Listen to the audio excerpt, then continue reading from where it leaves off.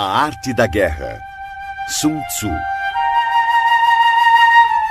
Há cerca de 2.500 anos, o general Sun Tzu escreveu este livro para dividir seus conhecimentos sobre as estratégias de guerra.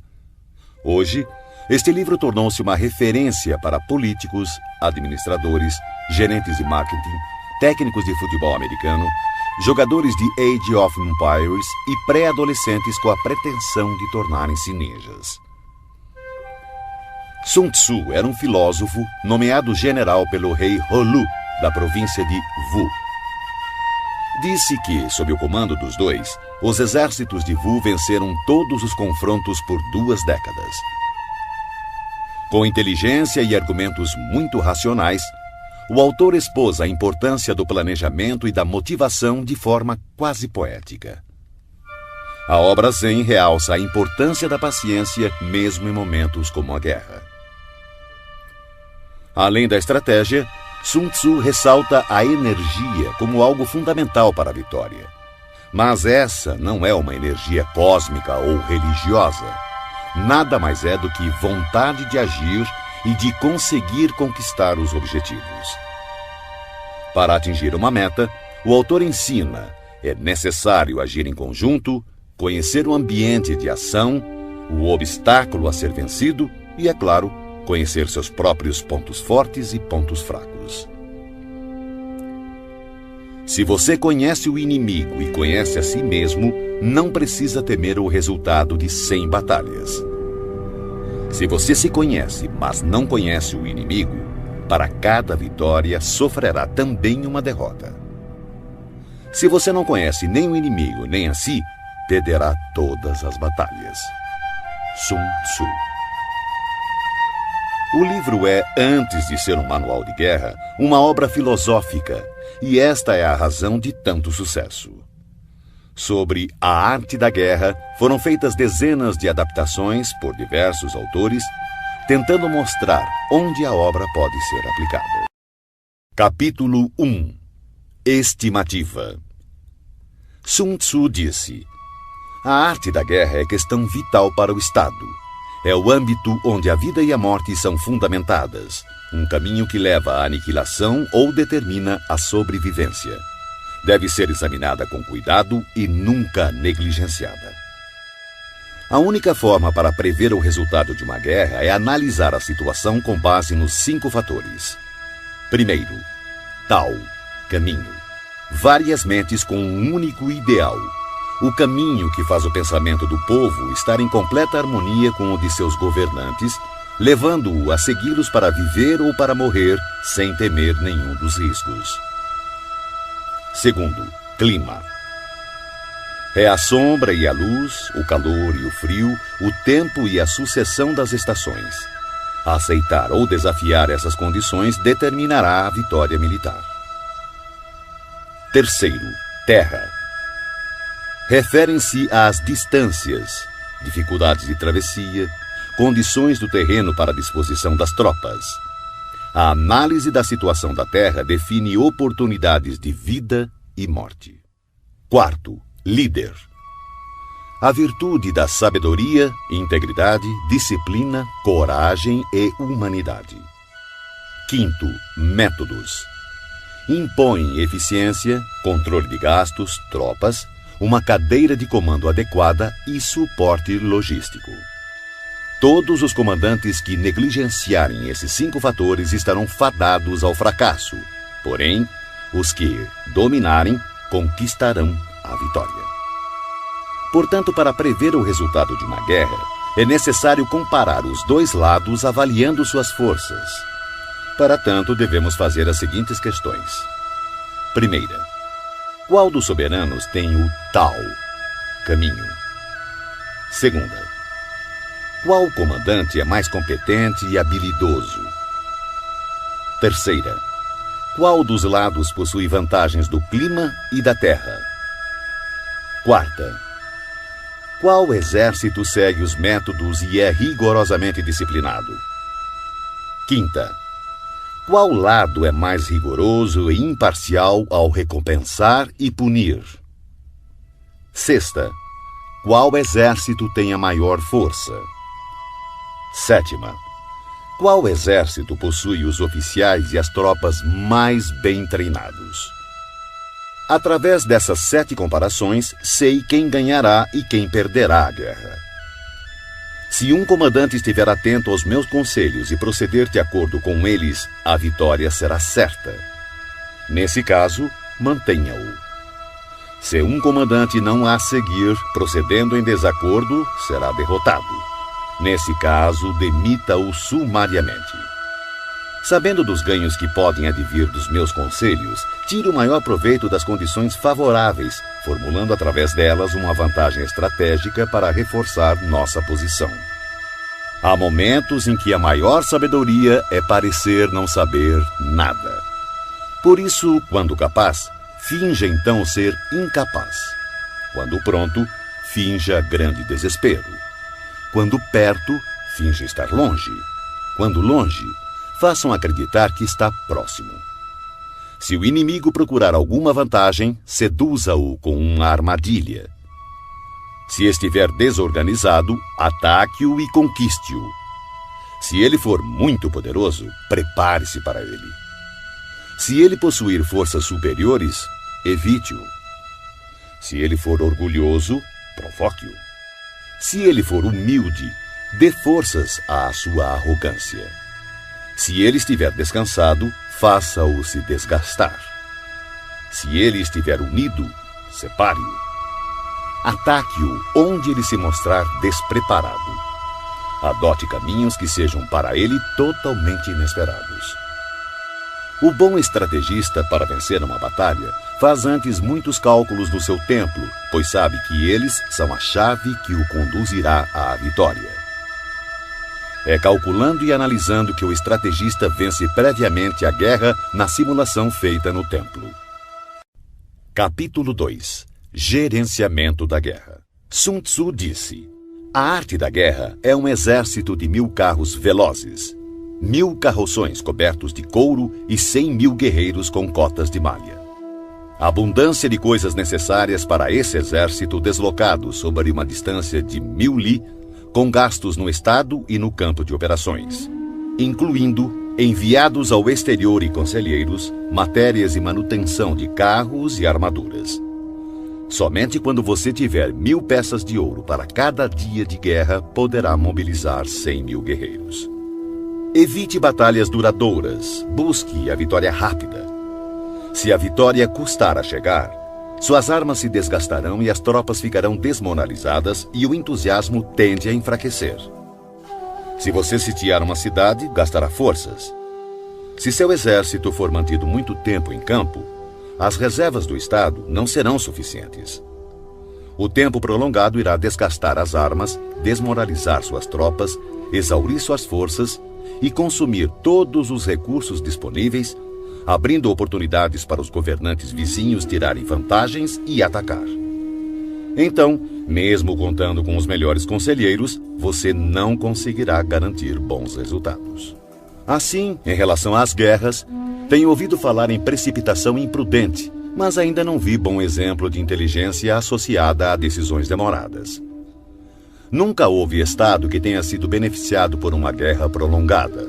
Portanto, o conhecedor dos terríveis e devastadores efeitos e dos perigos de empreender uma guerra está profundamente consciente de como aproveitá-la da melhor maneira e levá-la com rapidez a seu término, atingindo assim as verdadeiras vantagens potenciais de uma guerra. Um perito na arte da guerra não convoca soldados mais de uma vez, nem solicita suprimentos repetidamente. Uma vez em guerra, ele não perderá tempo precioso esperando reforços. Fará uso do equipamento que carrega e avançará com velocidade para atravessar a fronteira inimiga, podendo fazer uso das provisões do opositor. Desta forma, terá o suficiente para alimentar todo o seu exército. A arte de melhor utilizar o tempo é estar um passo à frente do adversário, e vale mais que a superioridade numérica e os cálculos mais perfeitos com relação ao abastecimento. Um Estado é enfraquecido financeiramente quando precisa manter seu exército a uma grande distância e, consequentemente, empobrece seu povo. As vizinhanças próximas aos exércitos aumentam seus preços, E, com o custo mais elevado, seus recursos se esgotam com maior rapidez, forçando o Estado a aumentar os impostos dos distritos para assim custear as forças militares. Boa parte dos recursos são utilizados no campo de batalha, acarretando dificuldades para as famílias do fronte interno, tendo como consequência lares vazios e rendas dissipadas, já que o custo para o povo poderá atingir cerca de 70% do valor de suas posses. Ao mesmo tempo, as despesas do Estado atingirão quase metade da arrecadação total em gastos com carros quebrados, cavalos abatidos, peitorais e capacetes, arcos e flechas, lanças e escudos, manteletes protetores, animais de tiro e carroças de provisões. Um comandante sábio fará o melhor para alimentar seu exército com frutos do solo inimigo. Consumir uma medida das provisões inimigas equivale a 20 das nossas. Um fardo de forragem inimigo equivale a 20 dos nossos. Na questão que envolve matar o inimigo, nossas tropas devem ser levadas à fúria. Para que fique clara a vantagem de derrotar o oponente, devem também ser recompensadas, pois tirar a riqueza do inimigo é de grande valia para a manutenção das tropas e deve ser usado como objeto de recompensa, de forma a que todos os soldados tenham um forte desejo coletivo e individual de lutar. Porque assim como o que estimula os homens a matar é a fúria, o que estimula a lucrar com o inimigo são os bens materiais. Portanto, nos combates de carros em que forem capturados mais de 10 carros do inimigo, recompense os que capturaram o primeiro deles e substitua bandeiras e estandartes inimigos pelos seus, e então misture com os nossos carros. Eles devem ser usados em conjunto. Todos os soldados capturados devem ser tratados com bondade. A isso se chama aumentar as próprias forças no processo de derrotar o exército inimigo. Na guerra, capítulo 3. Estratagemas. Sun Tzu disse: na arte da guerra, a melhor opção é tomar o país inimigo intacto. Esmagar um país é apenas a segunda melhor opção. O mesmo ocorre com um exército inimigo. Mantê-lo intacto, bem como batalhão, companhia ou simples pelotão de 5 homens, é a melhor opção. Aniquilar um exército, batalhão, companhia ou simples pelotão de 5 homens é apenas a segunda melhor opção. Portanto, conquistar 100 vitórias em 100 batalhas não significa o máximo da excelência. O máximo da excelência é subjugar o exército inimigo sem chegar sequer a combater. Assim, a melhor inteligência militar é atacar as estratégias do inimigo. Em seguida, atacar suas alianças, limitando a junção de suas forças. Depois, atacar seus soldados em seu próprio campo.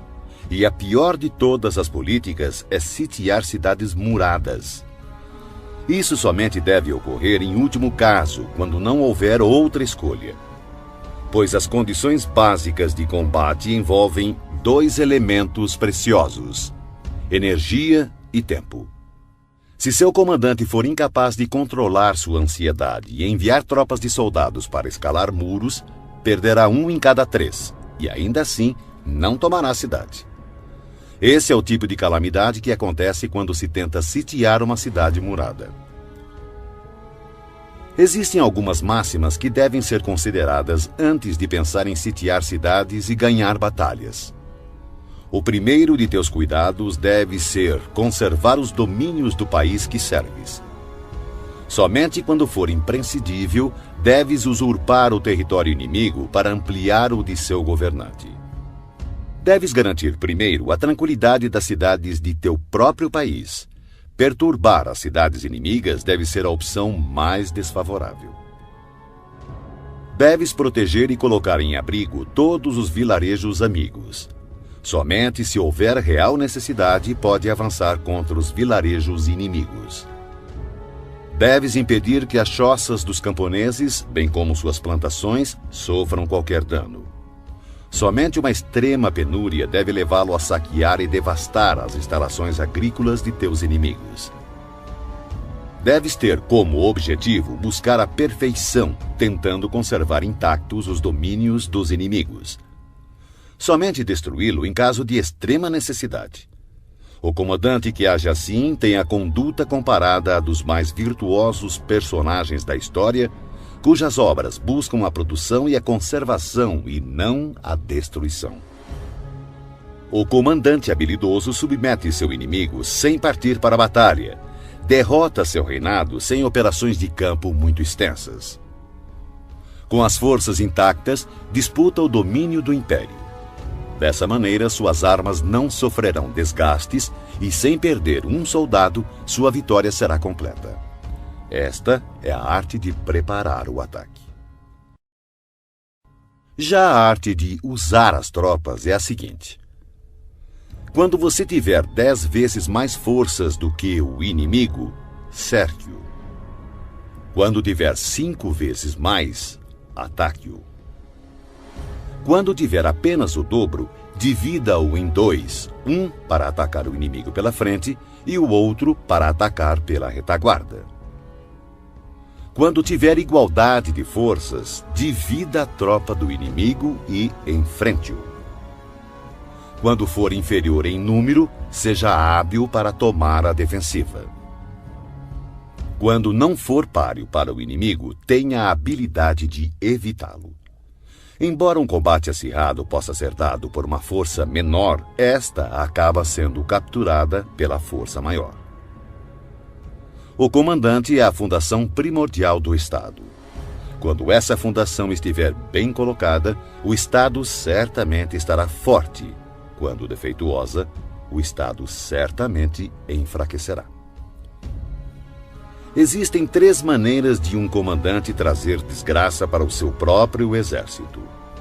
Primeira, ordenar um avanço ou retirada sem perceber ou se assegurar que o exército está em condições de obedecer. Chama-se isso de travar o exército. Segunda, interferir na chefia do exército, ignorando assuntos internos. Isso trará confusão aos oficiais e soldados. Terceira, permitir que as ordens que interferem na direção do exército sejam delegadas por nobres que administram o reino. Justiça e humildade são premissas com as quais se governa o Estado, mas nunca o exército. Flexibilidade e oportunismo, por outro lado, são virtudes militares e não civis. Não há pior calamidade do que ordens emanadas de um soberano sediado na corte. Tendo um comandante confundido seu exército e perdido a confiança de seus homens, as agressões dos comandantes vizinhos não tardarão. Daí a máxima: semear a desordem nas próprias fileiras é oferecer aos outros o caminho da vitória. Se um general ignorar o princípio da adaptação, não deve ser colocado em uma posição de autoridade. Um hábil empregador de homens usará o prudente, o bravo, o cobiçoso e o burro. Pois o prudente terá prazer em aplicar seu mérito. O bravo, sua coragem em ação. O cobiçoso é rápido em tirar vantagens. E o burro não teme a morte. Assim, há 5 fatores que permitem prever qual lado sairá vencedor. Primeiro, aquele que sabe quando deve ou não lutar conquistará a vitória. Segundo, aquele que compreende como lidar com a superioridade e a inferioridade numérica na disposição das tropas conquistará a vitória. Terceiro, aquele que possui superiores e subordinados unidos conquistará a vitória. Quarto, aquele que é prudente e põe em campo um exército completamente preparado contra um inimigo despreparado conquistará a vitória. Quinto, aquele que o comandante é hábil e cujos soberanos não interferem, conquistará a vitória. Sun Tzu disse: aquele que... Capítulo 4. Posições táticas. Sun Tzu disse: na antiguidade, o perito em batalha se colocava fora da possibilidade de derrota e esperava que o inimigo expusesse a sua vulnerabilidade. Garantir-nos de não ser derrotado está em nossas mãos, porém a oportunidade de derrotar o inimigo é dada por ele mesmo. Por isso se diz: a invencibilidade repousa na defesa, a vulnerabilidade revela-se no ataque. Manter-se e assumir posição defensiva é porque a força do inimigo é esmagadora, porém lançar-se ao ataque é porque a força do inimigo é deficiente. O especialista em defesa oculta a si mesmo no mais profundo e indecifrável canto da terra. O especialista em ataque desfere o golpe de cima das mais altas esferas do céu. Dessa forma, ele é capaz de, ao mesmo tempo, proteger a si mesmo e alcançar a vitória completa. Ver a vitória apenas quando ela está ao alcance da visão de todos não é o máximo da superioridade. O verdadeiro mérito está em planejar secretamente, deslocar-se subitamente, frustrar as intenções do exército inimigo e finalmente chegar à vitória sem o derramamento de sangue. Pois não requer muita força levantar a penugem de um coelho no outono, nem olhos penetrantes para distinguir o sol da lua, muito menos ouvidos apurados para ouvir o ronco do trovão. Os hábeis comandantes vencem a batalha depois de terem criado as condições apropriadas. Um comandante inteligente não apenas vence, ele se sobressai derrotando o inimigo com facilidade. Eles preveem todas as eventualidades, conhecem as situações do inimigo e não ignoram o que podem fazer e até onde podem ir. A vitória é uma decorrência natural desse saber. Porém, suas vitórias não lhe garantiam nem a reputação de sábio, nem o mérito do homem de valor. Pois o homem comum não dá grande credibilidade a uma vitória que foi obtida longe dos olhos da sua compreensão. Assim eram nossos ancestrais. Não acreditavam que os elogios como corajosos, heróis ou invencíveis fosse um tributo que tivessem merecido. Atribuíam sim seu sucesso ao cuidado extremo que tinham em evitar o menor deslize. O comandante inteligente vence as batalhas evitando cometer erros. É isso que garante a vitória completa, pois significa conquistar um inimigo já derrotado. O comandante hábil assume uma posição tal que não pode sofrer nenhuma derrota. Não negligencia nenhuma circunstância que garanta aniquilar o inimigo. Portanto, um exército vitorioso só entra na batalha depois de ter garantido a vitória, enquanto um exército derrotado só procura a vitória depois de ter entrado na luta. Um comandante vitorioso não permite que as tropas mostrem uma confiança demasiado cega, uma confiança que degenera em presunção. As tropas que sonham com a presunção da vitória são debilitadas pela preguiça. Ao contrário, aquelas que, sem pensar na vitória, exigem o combate, são tropas enrijecidas pelo trabalho, aguerridas, destinadas a vencer. Um especialista no uso de tropas constrói seus fundamentos sobre a doutrina do Tao, seguindo firmemente as normas militares.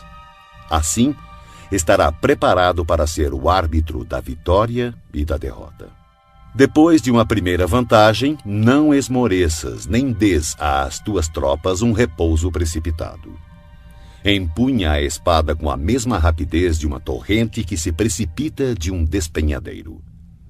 Que seu inimigo não tenha tempo sequer de perceber o que está acontecendo e somente recolher os louros da vitória quando o inimigo estiver aniquilado, dando-lhe assim condição de fazê-lo com segurança e tranquilidade.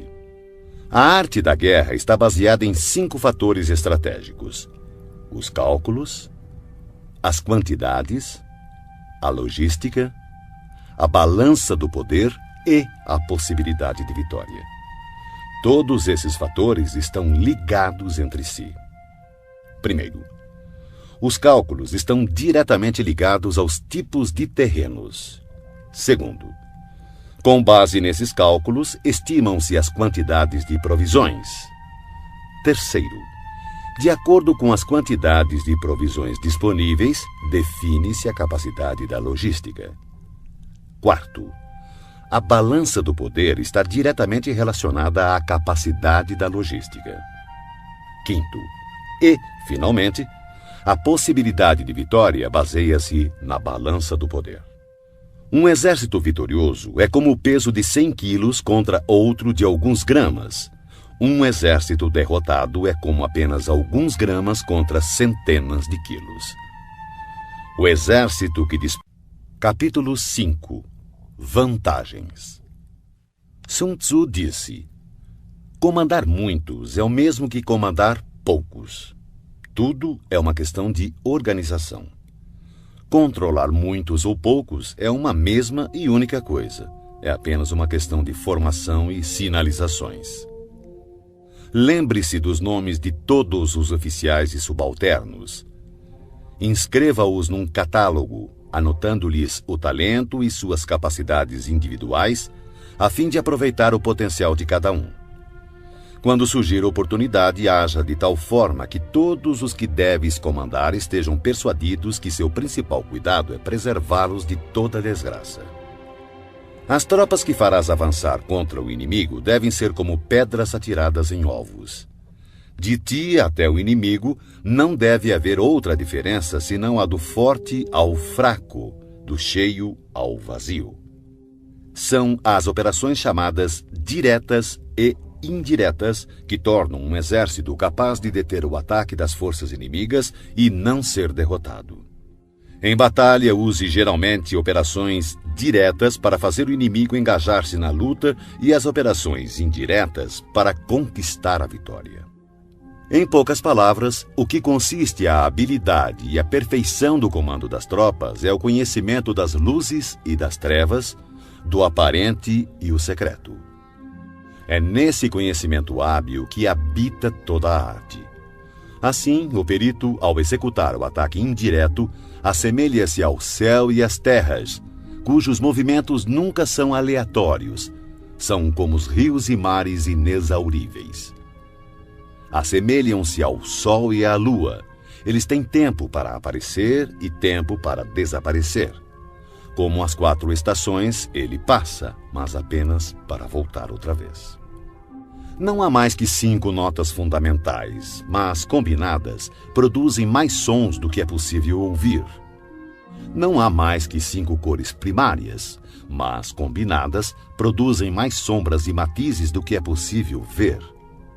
Não há mais que 5 sabores, mas, combinados, produzem mais gostos do que é possível saborear. Da mesma forma, para ganhar vantagem estratégica na batalha, não há mais que as operações diretas e indiretas, mas suas combinações são ilimitadas, dando origem a uma infindável série de manobras. Essas forças interagem, um método sempre conduz ao outro. Assemelham-se, na prática, a uma cadeia de operações interligadas, como anéis múltiplos ou como a roda em movimento, que não se sabe onde começa e onde termina. Na arte militar, cada operação tem partes que exigem a luz do dia e outras que pedem as trevas do segredo. Não posso determiná-las de antemão, só as circunstâncias podem ditá-las. Opomos grandes blocos de pedra às corredeiras que queremos represar. Empregamos redes frágeis e miúdas para capturar pequenos pássaros.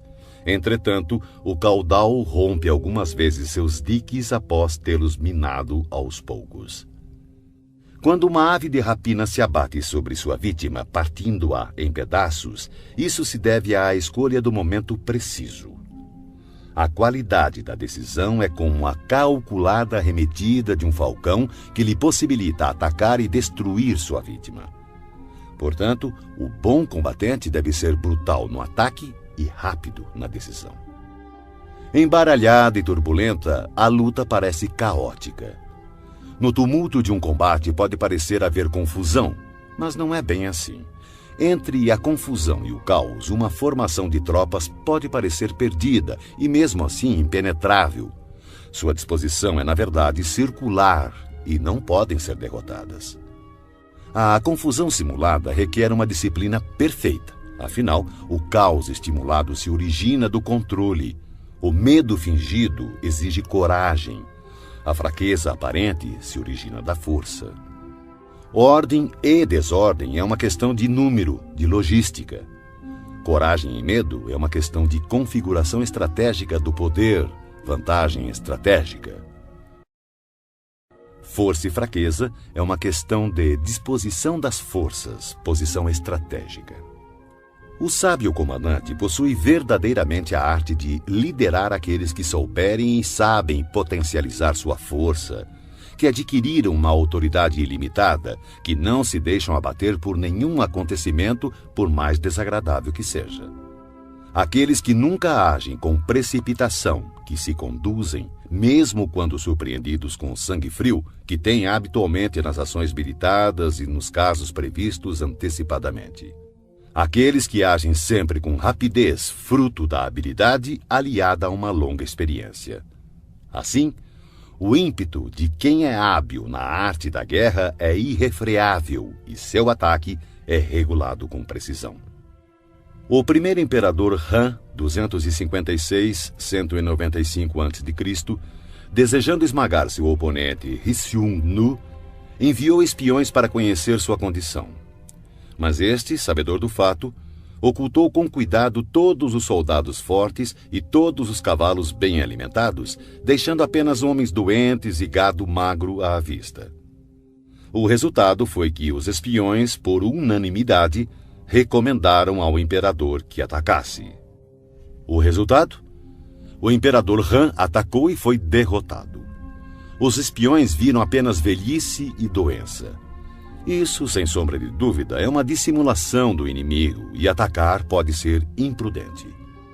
Assim, quando pretende que o inimigo se movimente, o especialista se mostra e o inimigo certamente o seguirá. Ele ilude o inimigo e este acredita.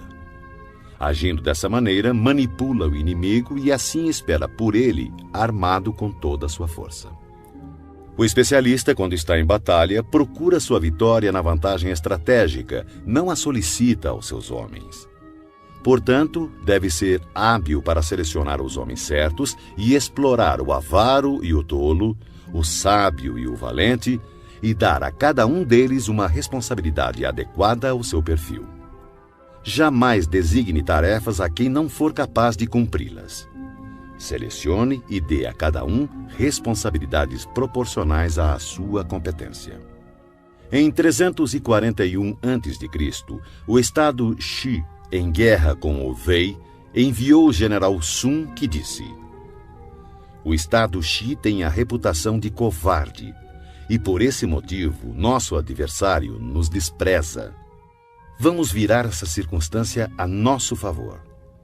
Consequentemente, quando o exército atravessou a fronteira do território Wei, Sun ordenou que fossem acesas 100.000 fogueiras na primeira noite, 50.000 na segunda e apenas 20.000 na terceira. O general do exército Wei, Pang Xuan, ordenou o ataque de maneira vigorosa, pensando: "Eu sabia que os soldados de Sun eram covardes. Seu número já caiu menos da metade." Na sua retirada, Sun chegou a um estreito desfiladeiro que, calculou ele, seria atacado pelos perseguidores depois do anoitecer. Lá, chegando, tirou a casca de uma árvore e escreveu: "Sob esta árvore, Pang Xuan morrerá." Então, quando começou a anoitecer, colocou um grupo de poderosos arqueiros emboscados nos arredores, com uma ordem de atirar diretamente se vissem uma luz. Mais tarde, Pang Xuan chegou ao local e, vendo a árvore, acendeu uma luz para ler o que estava escrito. Seu corpo imediatamente foi crivado por uma saraivada de flechas e todo o seu exército foi preso na confusão. Quem explora a vantagem estratégica envia seus homens para a batalha como se fossem troncos e pedras. A pedra e a madeira não têm movimento próprio, uma vez que, em repouso, não mexem por si mesmos, mas seguem o movimento recebido. Se forem quadrados, mantêm-se em repouso. Se forem redondos, rolam até... Capítulo 6. Pontos fortes e pontos fracos. Sun Tzu disse: "Para conseguir que a força de seu exército seja semelhante à de uma pedra de moinho chocando-se contra um ovo, utilize a ciência dos pontos fracos e pontos fortes. Em geral, o exército que primeiro ocupa o campo de batalha para esperar o inimigo estará descansado para o combate. Aquele que chega mais tarde e se precipita para entrar na batalha estará exausto. Assim, o perito em batalhas move o inimigo em vez de ser movido por ele. Para conseguir atrair o inimigo espontaneamente, ofereça-lhe alguma vantagem. Se desejar impedi-lo, é questão de obstruí-lo. Um grande general não é arrastado ao combate, ao contrário, sabe impô-lo ao inimigo. Dessa forma, se o inimigo estiver descansando, fustigue-o. Se estiver bem abastecido de provisões, faça-o ficar faminto. Se acampado silenciosamente, force-o a mover-se atacando em posições que o inimigo deva apressar-se para defender. Marche com velocidade para lugares onde não for esperado. Um exército pode marchar por grandes distâncias sem correr riscos se o fizer por territórios onde não existe presença do inimigo. Atacar com confiança e alcançar os objetivos significa atacar aquilo que o inimigo não está esperando. Do mesmo modo, defender-se com confiança e garantir a segurança de suas posições significa defender onde o inimigo não poderá atacar. Assim, contra o especialista em ataque, o inimigo não saberá onde se defender. Contra o perito em defesa, o inimigo não saberá onde atacar. Aquele que for capaz de atacar das maiores alturas dos céus repentinamente, surpreendendo o inimigo, tornará impossível sua defesa. Assim, os lugares a serem atacados são exatamente os que o inimigo não pode defender. Aquele que for especialista em esconderijos de defesa torna impossível para o inimigo saber seu paradeiro. Assim, os lugares que ele dominar serão exatamente os que o inimigo não poderá atacar. O comandante habilidoso deve lançar mão da arte da sutileza e do sigilo, aprender a ser invisível e inaudível. Dessa forma, terá em suas mãos o destino de seus inimigos. Poderá avançar sem encontrar resistência se fizer isso contra os pontos fracos dele. E recuar se colocando a salvo da perseguição se seus movimentos forem mais rápidos do que de seus adversários. Portanto, se pretendemos nos lançar na batalha, nosso inimigo não terá escolha a não ser nos enfrentar, mesmo que esteja abrigado em altas trincheiras ou fossos profundos, porque atacaremos uma posição que ele precisará defender. Do contrário, se quisermos evitar o confronto, o inimigo não poderá nos obrigar a lutar, pois podemos evitar que ele venha ao nosso encontro. Mesmo que as marcas de nosso acampamento estejam esboçadas no chão, precisamos apenas atirar coisas estranhas e inexplicáveis em seu caminho para confundi-lo. Descobrindo a posição do inimigo enquanto ocultamos a nossa, teremos força totalmente concentrada onde ele estiver dividido. Se nosso exército estiver unido enquanto o exército do inimigo estiver fragmentado, atacaremos como um só corpo e seremos muitos contra poucos. Dessa forma, se formos capazes de golpear com uma força superior, uma força inferior, usando muitos contra poucos, qualquer um que levamos a lutar estará em situação de desespero. O lugar escolhido para a batalha não deve ser conhecido pelo inimigo, pois assim o inimigo terá de se preparar contra um possível ataque em diversos pontos e se suas forças estiverem distribuídas para defender muitas posições, qualquer unidade que enfrentarmos será pouco numerosa. Para que o inimigo possa reforçar um número de homens na frente da batalha, consequentemente enfraquecerá sua retaguarda. Se ele reforçar sua retaguarda, sua vanguarda ficará então enfraquecida. Do mesmo modo que, se fortalecer seu lado esquerdo, o direito enfraquecerá. Se fortalecer seu lado direito, o esquerdo ficará enfraquecido. Reforçar todos os lados significa enfraquecer todos os lados. A fraqueza numérica decorre da necessidade de se preparar contra possíveis ataques, à força numérica de obrigar o adversário a fazer esses preparativos contra nossos possíveis ataques. Conhecendo o local e a hora da próxima batalha, podemos nos concentrar a grandes distâncias.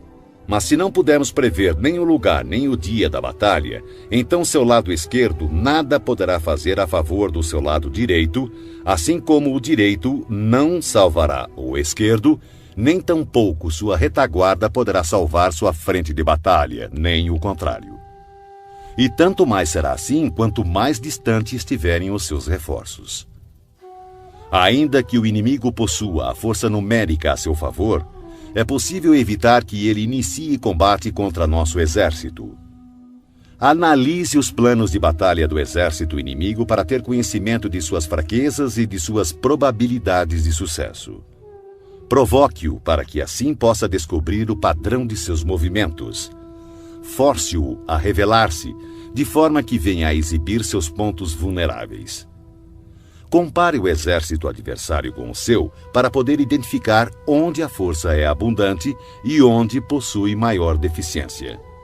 Quando estiver preparado seus arranjos táticos, oculte-os. O máximo da habilidade quando se assume uma estratégia é não ter forma. Se sua forma não for definida, o mais esperto dos espiões não será capaz de compreendê-la, e os mais sábios conselheiros não conseguirão planejar defesa contra ela. Mesmo que todos possam ver as táticas individuais empregadas para conquistar, quase ninguém consegue entender a estratégia através da qual se obtém a vitória total. O movimento das tropas deve ser comparado ao fluxo das águas, que corre do ponto alto do terreno para os pontos mais baixos. Assim, no caminho da vitória, seu exército deve evitar os pontos fortes do inimigo e procurar atacar onde ele demonstrar maior fraqueza. A água modela seu curso de acordo com a natureza do solo por onde passa, e o exército deve preparar sua vitória de acordo com o inimigo que enfrenta. Assim, a água não mantém sua forma constante. Não existem condições constantes em uma guerra. Dos 5 elementos, nenhum é predominante. Das 4 estações, nenhuma dura para sempre. Há dias curtos. Capítulo 7. Manobras. Sun Tzu disse: na guerra, o general que recebe suas ordens do soberano deve concentrar suas forças e transformar seu exército em um conjunto harmonioso, mobilizando o povo. Depois, instalar as tropas em lugar vantajoso. A grande dificuldade de manobrar exércitos para a luta está em transformar uma longa e tortuosa estrada em caminho mais conveniente e em transformar a adversidade em vantagem. Dessa forma, transforme a estrada do inimigo em longa e tortuosa. Haja de forma dissimulada, engane-o com a ilusão de ganhos fáceis. Isso equivale a compreender a estratégia de transformar o inconveniente em correto. A manobra tanto pode ser uma fonte de vantagem quanto um perigo. Por essa razão, se um exército tivesse que levantar acampamento e recolher suas armaduras às pressas em marcha forçada de 1000 li sem parar, em busca da conquista de uma vantagem, todos seriam feitos prisioneiros. Seus homens mais fortes estariam longe da vanguarda, os exaustos ficariam para trás e, em média, somente 1/10 das forças chegaria à meta. Se tivesse que viajar 50 li em tal ritmo para obter vantagem, o comandante da força de avanço estaria perdido e somente a metade das forças chegaria à meta. Se tivesse que viajar 30 li em tal ritmo para obter alguma vantagem, apenas 2/3 das forças chegariam à meta.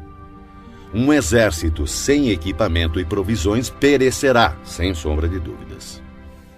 Somente mantém alianças com os estados vizinhos depois de conhecer a fundo as intenções dos seus soberanos. E a menos que conheça a configuração de um terreno, suas montanhas, pântanos, florestas e acidentes naturais, você não deve colocar seus exércitos neles, a não ser que utilize guias locais para obter alguma vantagem. Pratique a dissimulação, recorra a manobras enganosas. Movimente-se quando estiver em posição de vantagem, faça mudanças estratégicas, dispersando ou concentrando suas forças. Quando avançar para a batalha, seja veloz como o vento, imprevisível como o trovão. Em ocasiões que deva permanecer calmo, seja como a floresta. Ao invadir e saquear, haja rápido como o fogo. Na imobilidade, seja como a montanha. Quando necessário, esconda suas intenções, seja obscuro como as trevas. Evite movimentar-se inutilmente e somente ataque quando tiver certeza da vantagem.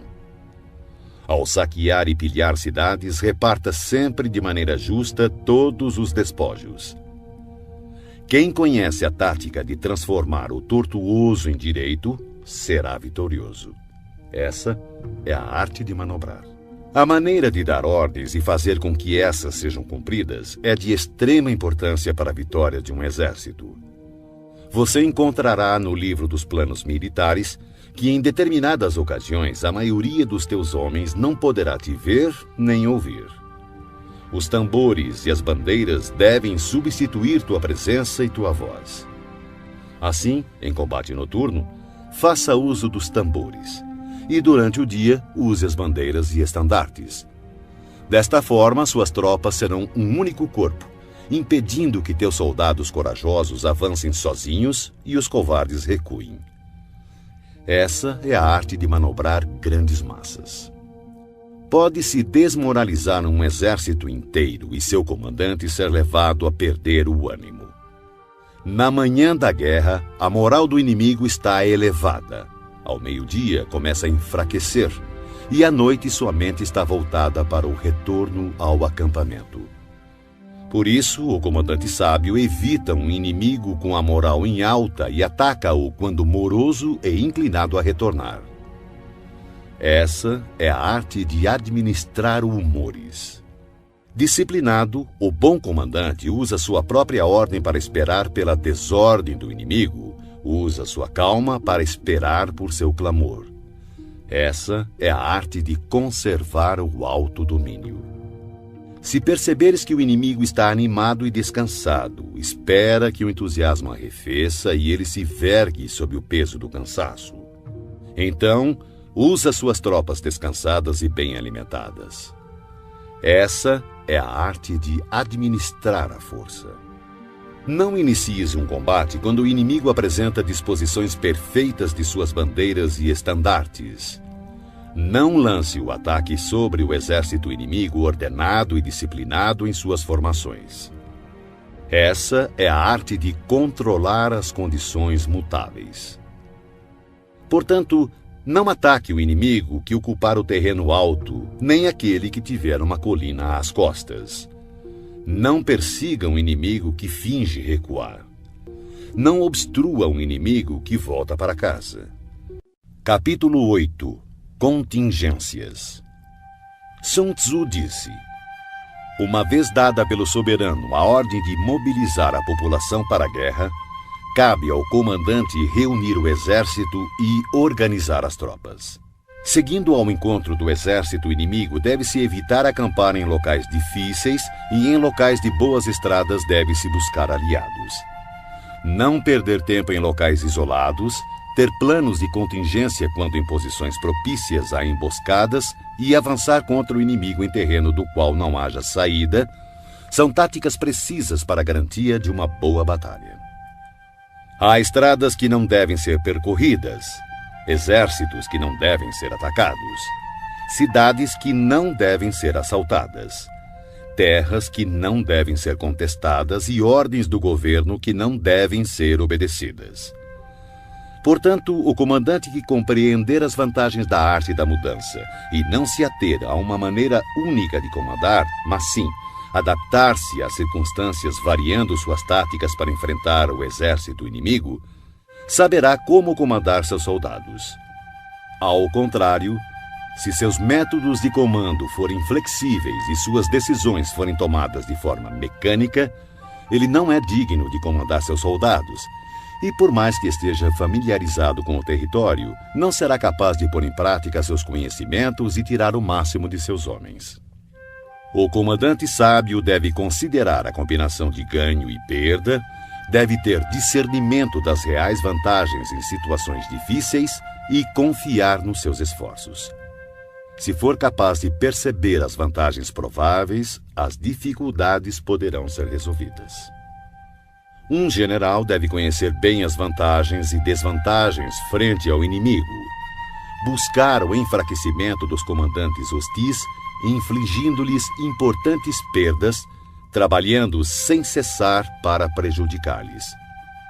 Poderá fazê-lo de diferentes formas: corrompendo seus melhores homens, introduzindo traidores em seu meio, fornecendo motivos de cólera uns contra os outros, fazendo com que saiam quando conviria que ficassem acampados e permaneçam tranquilos quando esperam ser atacados. A arte da guerra nos ensina a não contar com a possibilidade do inimigo não vir, e sim estar preparado para ele. Não depender do inimigo não atacar, mas depender principalmente de estar em uma posição invulnerável. Há 5 defeitos perigosos que podem afetar um general. São erros que podem derrotar a prudência e a bravura de um comandante. Primeiro, se ele tiver um temerário descaso pela vida. Um general que se expõe sem necessidade, que parece buscar os perigos da morte, é um homem precipitado. Segundo, se ele tiver um cuidado excessivo em conservar a própria vida e por esse motivo não ousa e sim dá mostras de covardia, poderá ser facilmente capturado. Terceiro, se tiver temperamento volúvel. Um general que perde facilmente o controle e se deixa levar pela cólera será ludibriado pelo inimigo através de provocações e cairá em emboscadas sem perceber. Se for suscetível à honra, um general não deve se ofender de forma intempestiva. Por querer reparar a honra por qualquer insulto, poderá perdê-la. Quinto, se conservar uma compaixão excessiva por seus soldados. Um general deve punir seus soldados com severidade quando necessário, ministrar castigo e trabalho com discernimento, ou poderá ser facilmente desrespeitado. Esses 5 perigosos traços demonstram falhas graves de um comandante e devem ser cuidadosamente evitados, pois são, sem dúvida, os motivos que levam à derrota de um exército e à morte de seu comandante.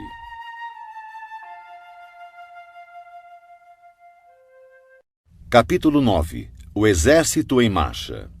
Sun Tzu disse: antes de movimentar suas tropas, se informe da posição de seu inimigo.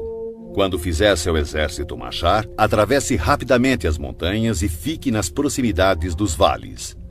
Acampe sempre em terreno alto e em local ensolarado. Quando travar combate em colinas, não suba ao topo para alcançar o inimigo. Sempre que for necessário atravessar um rio, afaste-se rapidamente da margem e jamais o atravesse em presença do inimigo. Caso contrário, o inimigo esteja cruzando um rio, não vá ao seu encontro dentro da água. Espere. E só ataque quando a metade de sua tropa concluir a travessia. Desta forma, terá mais vantagem no combate. Na travessia de pântanos, sua maior preocupação deve ser sair deles o mais rápido possível, pois além da grande dificuldade de conseguir provisões nestes locais, são terrenos baixos e expostos ao ataque. Se for forçado a combater em um pântano, procure ocupar as orlas, evite adentrar no terreno e, se houver floresta nos arredores, situe-se de costas para elas. Em terras planas e secas, procure se posicionar de forma que seu flanco direito e sua retaguarda fiquem próximos de alguma elevação no terreno. A ideia é ter terras perigosas à frente e seguras atrás. Quando estiver com sua tropa em movimento, o mais importante é buscar as vantagens naturais do terreno que estiver ocupando. Em geral, os exércitos preferem os terrenos altos e ensolarados, pois nestes comida e água são mais acessíveis. Essas condições certamente favorecem uma vitória. Quando as chuvas formarem uma torrente e engrossarem os rios, não arrisque a travessia. Espere que as águas retomem seu curso natural. Evite regiões onde há penhascos com rios que correm no fundo, lugares fechados, moitas espessas e gargantas estreitas, e, se não for possível, abandone esses lugares rapidamente. Enquanto nos afastamos, devemos atrair o inimigo para esses locais e talvez ele caia nos perigos que acabamos de nos esquivar. Tenha cuidado também com lugares cobertos de matos e de pequenos bosques, lagos cercados de plantas aquáticas e charcos cheios de junco. São locais próprios para emboscadas e esconderijo de espiões traiçoeiros. Estando perto destes lugares, não se movimente antes de fazer um reconhecimento de toda a área. Portanto, devo afirmar, mais uma vez, que independente do acampamento ser bom ou ruim, deve-se buscar as vantagens de cada terreno. Além disso, deve-se ficar atento ao inimigo, envie espiões ao longo do caminho e decifre todos os movimentos do adversário. Se o inimigo estiver próximo e ainda assim se manter em silêncio, ele não está ocupando uma posição estratégica. Se estiver distante e tentar provocar um combate, ele quer que avancemos. Se ele estiver acampado em terreno plano, com certeza está protegido por alguma vantagem. Se houver movimento entre as árvores de uma floresta, fique atento. Pode ser que o inimigo esteja avançando. Se existirem muitos obstáculos entre os arbustos, ele está tentando nos confundir. Se uma grande quantidade de pássaros levanta voo de súbito, é sinal de uma emboscada. Animais assustados indicam que um ataque surpresa está se formando. Se a poeira ergue-se alta, é sinal de carros de guerra chegando. Quando ela é baixa e se espalha rente ao chão, denuncia a aproximação da infantaria. Se a poeira se levanta em pontos esparsos, mostra que destacamentos estão colhendo lenha para as fogueiras. Algumas nuvens de poeira movendo-se de um lado para outro significa que o exército está montando o acampamento. Sussurros e aumento dos preparativos para a guerra significa que o inimigo avançará. Linguagem violenta e movimento agressivo para a frente indicam que ele recuará. Quando os carros leves saem à frente e tomam posições nos flancos, é sinal de que o inimigo está entrando em formação para o combate. Proposta de paz sem que haja retrocesso do exército indica uma conspiração. Se há muita correria com suas tropas em formação, está determinada a hora da batalha. Se uma parte das tropas avançar e outra recuar, o inimigo está tentando nos atrair para uma armadilha. Se os soldados encontram-se curvados e apoiados em suas armas, eles estão fatigados. Se os que, mandados apanhar água, forem os primeiros a beber, significa que o exército está sedento. Se houver uma vantagem e o inimigo não avançar, ele está exausto. Se há pássaros reunidos em algum ponto, a posição está desocupada. Provavelmente o inimigo abandonou secretamente seu acampamento. Quando há gritos na noite, é sinal que o inimigo está assustado. Se há confusão no acampamento, o comandante tem pouca autoridade. Se suas bandeiras e estandartes mudam constantemente de lugar, o inimigo está em desordem.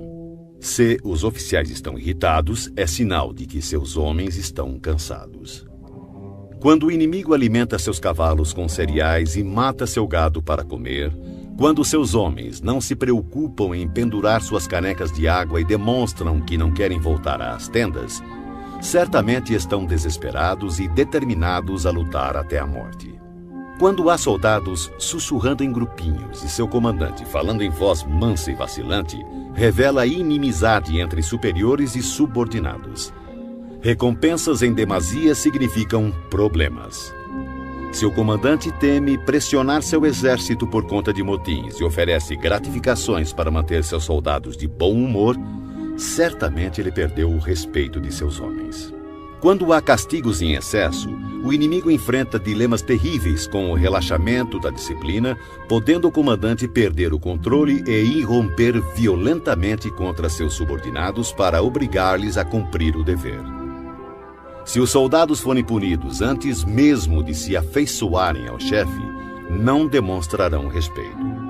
Portanto, os soldados devem ser tratados primeiramente com humanidade, porém, mantidos sob controle e disciplina. Isso irá garantir sua lealdade. Para isso, os comandos devem ser consistentemente reforçados durante o treinamento.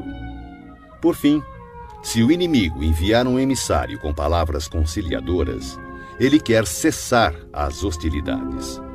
Atenção ao inimigo enraivecido que está preparado para confrontar-se com você por longo período sem travar batalha nem abandonar sua posição.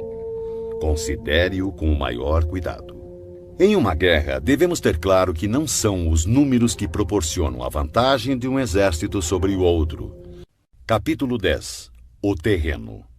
Sun Tzu disse: a superfície da terra apresenta uma infinidade de lugares. Deves fugir de alguns e buscar outros.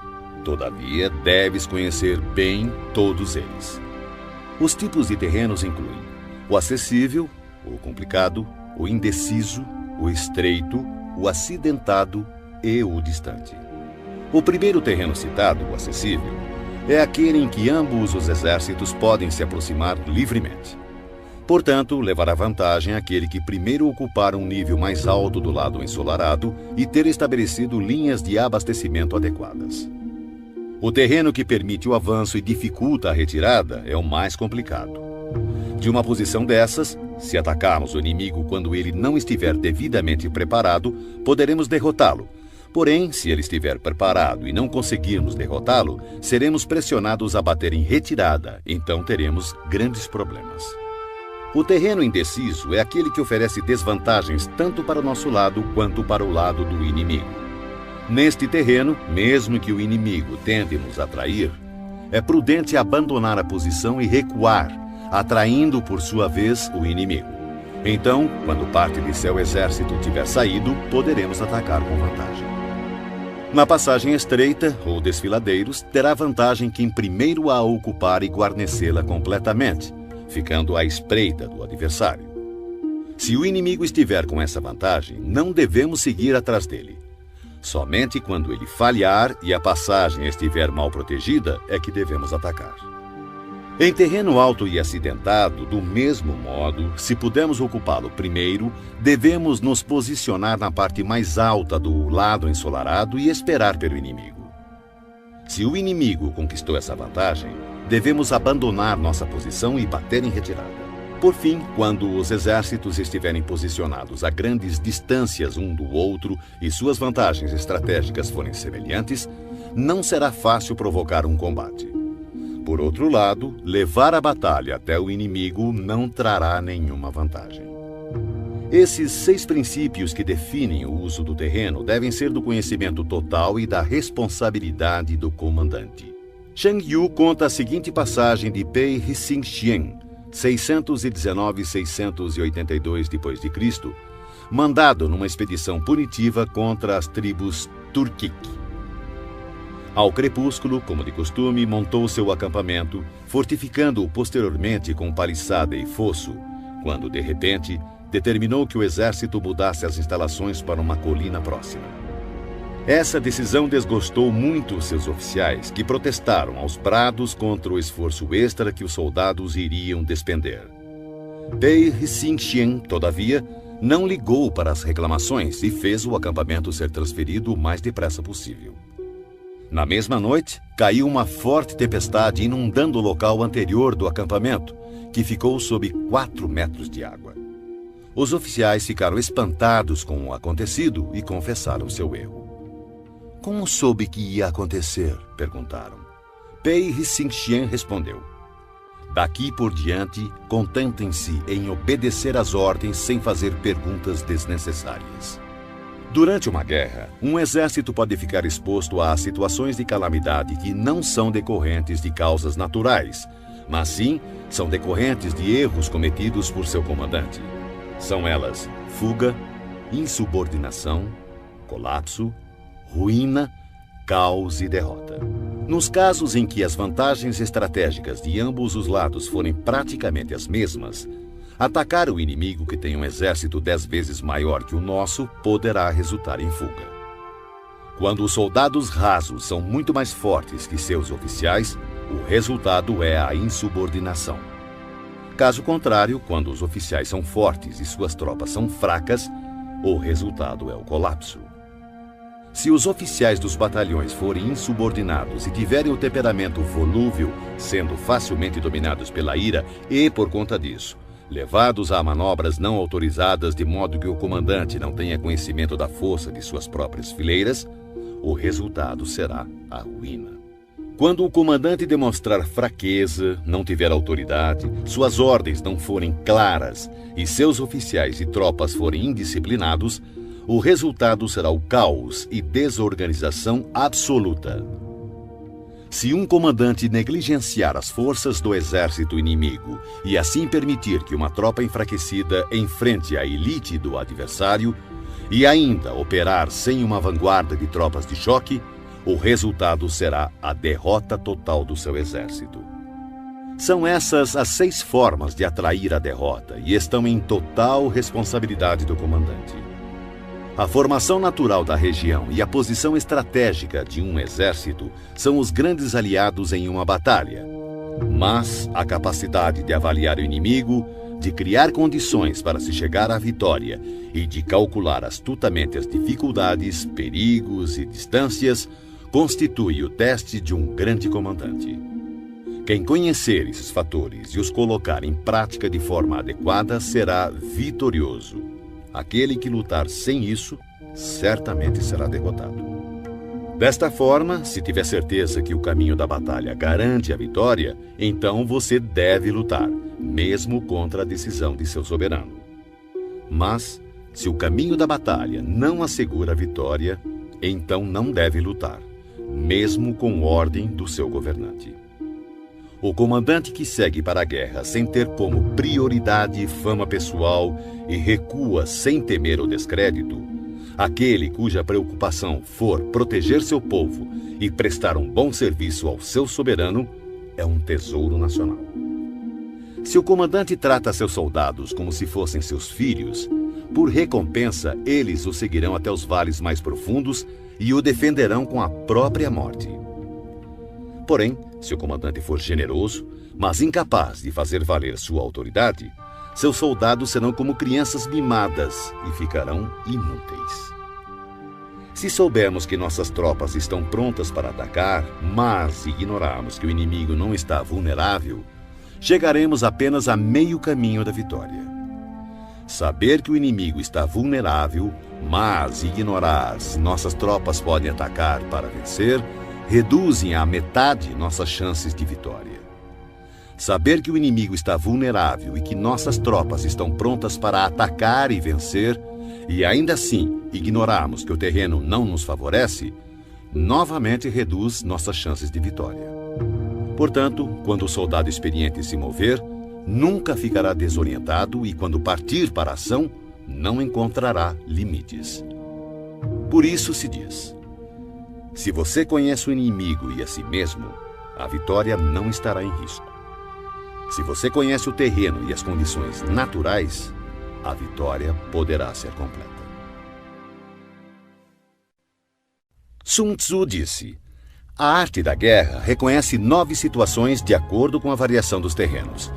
O dispersivo, o fácil, o controverso, o aberto, o de estradas cruzadas, o terreno crítico, o difícil, o vulnerável a emboscadas e o mortífero. Quando um comandante está lutando perto de suas próprias fronteiras, este é um terreno dispersivo, porque estando os soldados perto de suas casas e ansiosos para reverem suas famílias, ficam esperando a primeira oportunidade dada por um combate para espalhar-se por todos os lados. Quando as tropas penetrarem apenas um pouco no território do inimigo, chamamos de terreno fácil, porque, embora terreno hostil, não está a grande distância e será fácil retroceder na primeira oportunidade. A região que não oferece muitas vantagens para ambos os lados é chamada de terreno controverso. São terrenos-chave e devem ser disputados. A região ou território onde ambos os lados têm total liberdade de movimentação é chamada de terreno aberto, locais que comunicam-se com o exército inimigo e com as zonas de retirada. Terrenos de estradas cruzadas são territórios que fazem fronteiras com muitos estados, portanto possuem cruzamentos estrategicamente vitais. O primeiro a atingi-lo terá a vantagem de fazer aliança com outros estados. Quando um exército tiver penetrado em território hostil, deixando para trás cidades fortificadas, este é um terreno crítico. Denominamos terreno difícil toda região trabalhosa de atravessar, sejam florestas, montanhas, pântanos, desertos ou precipícios. Regiões pelas quais o acesso só é possível através de estreitos desfiladeiros, de forma que uma pequena quantidade de inimigos é suficiente para atacar nossa força principal, são considerados terrenos vulneráveis a emboscadas ou ataques. Enfim, terrenos mortíferos ou sem saída são locais de perigo constante, onde devemos combater com toda a nossa força para sobrevivermos. Assim, em terreno dispersivo, não lute. Em terreno fácil, não pare. Em terreno controverso, não ataque. Em terreno aberto, não tente barrar o inimigo. Em terreno de estradas cruzadas, faça alianças. Em terreno crítico, saqueie os recursos do inimigo. Em terreno difícil, marche sem parar. Em terrenos propícios a emboscadas, elabore planos de contingências e, em terrenos sem saída, lute. Os que foram no passado considerados grandes comandantes tinham como objetivo impedir que a frente e a retaguarda do inimigo pudessem socorrer uma a outra, impedir a cooperação entre suas divisões, impedir que os oficiais e soldados pudessem auxiliar uns aos outros, impedir a comunicação entre superiores e subordinados e impedir, inclusive, que as forças dispersas do inimigo pudessem se reunir. Esses comandantes somente se lançavam à ação se houvesse vantagens para suas tropas, senão, permaneciam estacionados. Se lhe perguntassem como agir no caso de haver um adversário em grande número e com uma estrita disciplina pronto para atacar, ele com certeza responderia: apodere-se de algo que ele não pode se dar ao luxo de perder. Ele ficará em suas mãos. A velocidade é a essência da guerra. Aproveite a falta de preparação do adversário, avance por caminhos onde não é esperado e ataque locais desprotegidos. O exército invasor deve estar atento e observar os seguintes métodos. Quanto mais profundo penetrar em território inimigo, maior deverá ser a solidariedade entre os soldados. Dessa forma, os defensores não levarão a melhor. Saqueie os campos férteis do inimigo para suprir suas tropas de alimentos. Cuide do bem-estar de seus homens e não os sobrecarregue. Mantenha seu exército sempre em movimento. Coloque suas tropas em situações sem saída. Seus homens preferirão morrer a fugir. Uma vez lutando desta forma, darão o máximo de si e não terão medo, mesmo se caírem no mais desesperado cerco. Se não houver onde se refugiarem, todos continuarão firmes. Assim, sem precisar ser mandados, seus homens estarão em constante alerta, cumprirão seus deveres e serão fiéis e disciplinados. Portanto, no dia em que esses homens forem ordenados a partir para o combate, talvez chorem, porém não por medo, mas porque todos estão dispostos a vencer ou morrer.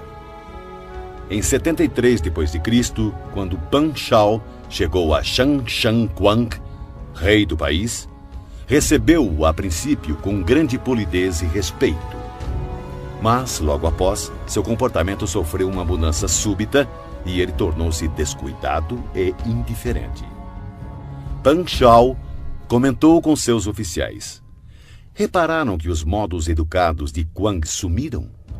Só pode significar que chegaram mensagens dos bárbaros do norte e que Quang ficou indeciso, sem saber de que lado se põe. Certamente é esse o motivo. O homem inteligente pode perceber as coisas antes delas acontecerem. Chamou imediatamente um dos nativos que fora posto ao seu serviço e preparou-lhe uma armadilha. O homem acabou revelando tudo. Pan Shao convocou uma reunião geral de seus oficiais e começou bebendo com eles. Quando o vinho lhes havia subido ligeiramente à cabeça, testou mantê-los mais excitados, falando-lhes assim: senhores, estamos no interior de uma região isolada, ansiosos por obter riquezas e glórias através de uma grande proeza. Ora, acontece que um embaixador do Riciúnu chegou a este reino há apenas alguns dias, e o resultado foi que o trato respeitoso que nos foi dado pelo nosso anfitrião real desapareceu. Se esse enviado dominá-lo, tomar nossa força e levar-nos para Risium-Nu, nossos ossos serão pasto dos lobos do deserto. Que faremos? Unanimemente, os oficiais responderam: diante do perigo de vida que corremos, seguiremos nosso comandante vivos ou mortos. Não se alcança sucesso nas batalhas a menos que os soldados tenham sagacidade e objetivos em comum e, mais importante ainda, espírito de cooperação. A causa primária pela qual deve-se conduzir um exército é estabelecer um padrão unificado de coragem. Assim, o bom comandante conduz suas tropas como se conduzisse um homem pela mão. Dessa forma, essa pessoa não pode deixar de segui-lo. Um grande comandante deve ser calado, assegurando o sigilo. Deve ser justo e honesto, mantendo a ordem. Deve manter o povo na ignorância quanto aos seus planos. Alterando seus planos, ele mantém o inimigo no escuro. Mudando seu acampamento, evita que o inimigo preveja seu objetivo. No momento crítico, age como se, após subir uma grande altura, joga-se a escada fora, leva seu exército para o interior do território inimigo. Ao invadir um terreno hostil, a regra geral é que penetrar profundamente no território do exército inimigo dá coesão. E se a invasão for superficial, mais facilmente seus homens se dispersarão. Quando sair de seu próprio terreno e levar suas tropas além de suas fronteiras, você estará em terreno isolado. Quando estiver vulnerável por todos os lados, você estará em um terreno de estradas cruzadas. Quando à sua frente houver um estreito desfiladeiro, você estará em um território propício a emboscadas. Quando estiver sem saída, você estará em um terreno mortífero. Portanto, em terreno disperso, deve unir suas tropas. Em terreno fácil, mantenha ligações estreitas entre as tropas. Em terreno competitivo, deve-se acelerar a marcha. Em terreno aberto, dê mais atenção à defesa. Em cruzamento, reforce as alianças. Em terreno crítico, mantenha uma linha permanente de abastecimento. Em terreno difícil, continue sempre avançando. Em terreno vulnerável, bloqueie as passagens de acesso.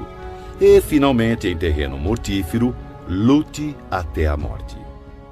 Antes de firmar aliança com estados vizinhos, procure conhecer as intenções de seus soberanos.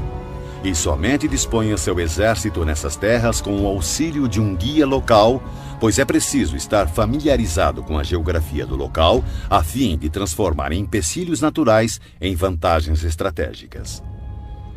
A seguir, fatores que não devem ser ignorados por um exército digno de um rei. Ofereça recompensas grandiosas, dê ordens extraordinárias e você comandará o exército inteiro como se fosse um único homem. Dê tarefas às tropas, mas não revele suas reais intenções. Coloque-os frente a frente com o perigo, mas não revele as vantagens. Coloque suas tropas em situações de vida ou morte, em terrenos sem saída. Só assim continuarão vivos. Somente quando se encontram em real perigo, os homens aprendem a transformar derrota em vitória. O sucesso da guerra está em estudar cuidadosamente as intenções do inimigo. Se ele mostra inclinação para avançar, atraia-o. Se deseja recuar, deixe que ele leve adiante sua intenção. No dia em que for feita a declaração de guerra, bloqueie todas as passagens, destrua os registros oficiais e proíba qualquer contato com emissários do inimigo. Reveja todos os seus planos com urgência e rigor e finalize sua estratégia. Se o inimigo mostrar alguma vulnerabilidade, avance sobre ele. Conquiste algo que seja de grande importância para seu adversário e não permita que ele saiba qual será o momento de seu ataque. Siga a estratégia determinada, mas procure se adaptar aos movimentos do exército inimigo para garantir o resultado da batalha. A princípio, procure exibir a timidez de uma modesta e humilde donzela, e então o inimigo abrirá suas portas. Depois, imite a velocidade de uma lebre apressada e será tarde demais para que o exército inimigo possa mostrar alguma reação ou oposição.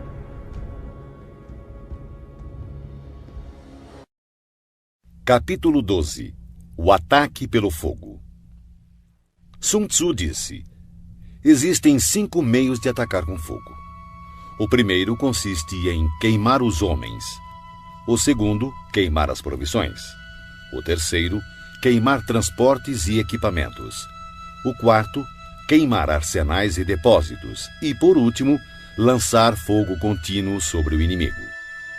Para iniciar um ataque com fogo, deve-se manter sempre preparado um material inflamável e aguardar que o tempo e as circunstâncias estejam favoráveis. Deve-se observar que a época mais adequada para o uso do fogo são os períodos quentes e secos. Há ainda os dias mais propícios para o alastramento das chamas, são aqueles em que a lua estiver passando pelas constelações da cesta dos ventos, do muro, das asas e da plataforma do carro, pois estas constelações determinam dias ventosos. No ataque com fogo, deve-se estar preparado para variar a maneira de agir de acordo com as mudanças de situação, que podem ser 5. Primeira, quando o fogo invadir o acampamento do inimigo, deve-se esperar uma reação imediata. No entanto, se as tropas inimigas permanecerem em silêncio mesmo com o lavrar do fogo, contenha seu ímpeto e não ataque. Segunda, se logo após ateares fogo observar que as chamas ganham altura e, se puder atravessá-las, ataque e não dê ao inimigo a chance de apagá-las. Se não puder atravessar as chamas, permaneça onde está. Terceira, se for possível iniciar um ataque com fogo estando fora do campo inimigo, não entre em suas fronteiras, mas assegure-se de atacar no momento mais adequado. Quarta, considere sempre a direção do vento, atacando em seu favor. Jamais ataque contra o vento ou vai sofrer tanto quanto o inimigo. Quinta, se o vento soprou continuamente durante todo o dia, certamente ele cessará ao anoitecer. Tome precauções para não ser surpreendido. Todo exército bem treinado deve dominar os 5 desdobramentos relacionados ao ataque com fogo e devem ter conhecimento do movimento das estrelas para identificar os dias mais adequados para que possa iniciar esse tipo de ataque. Demonstra grande inteligência aquele que usa o poder do fogo para atacar. Os que usam a água conseguem um acréscimo de força, mas não são eficientes em privar o inimigo de suas provisões. A água será bem utilizada para interceptar e ilhar o inimigo. As diferentes maneiras de combater com fogo proporcionam uma plena vitória, mas é preciso saber colher os frutos, ou todo esforço será uma perda de tempo. É de grande importância também reconhecer o mérito de teus homens e recompensá-los, pois se tuas tropas só enfrentarem dificuldades e trabalho sem o devido reconhecimento, perderás o respeito de teu exército. O general esclarecido melhora seus recursos, comanda seus soldados com autoridade, mantém-nos juntos pela boa-fé e os torna serviçais por boas recompensas. Se a fé diminuir, haverá separação. Se as recompensas forem deficientes, as ordens serão desrespeitadas. Em batalhas, quaisquer que sejam os resultados, o gosto sempre será amargo, mesmo para os vencedores. Portanto, a guerra deve ser a última solução e só deve ser travada quando não existir outra saída. Um soberano jamais deve decidir pela guerra se estiver dominado pelo ódio ou vingança. Um bom comandante não deve mobilizar suas tropas se tiver o coração tomado pelos mesmos sentimentos. Ambos devem aguardar dias mais serenos para ponderar, pois uma pessoa em crise pode recuperar seu bom humor, assim como uma pessoa no calor da paixão pode encontrar novamente equilíbrio. Não marche a não ser que veja alguma vantagem. Não use suas tropas a menos que haja alguma coisa a ser ganha.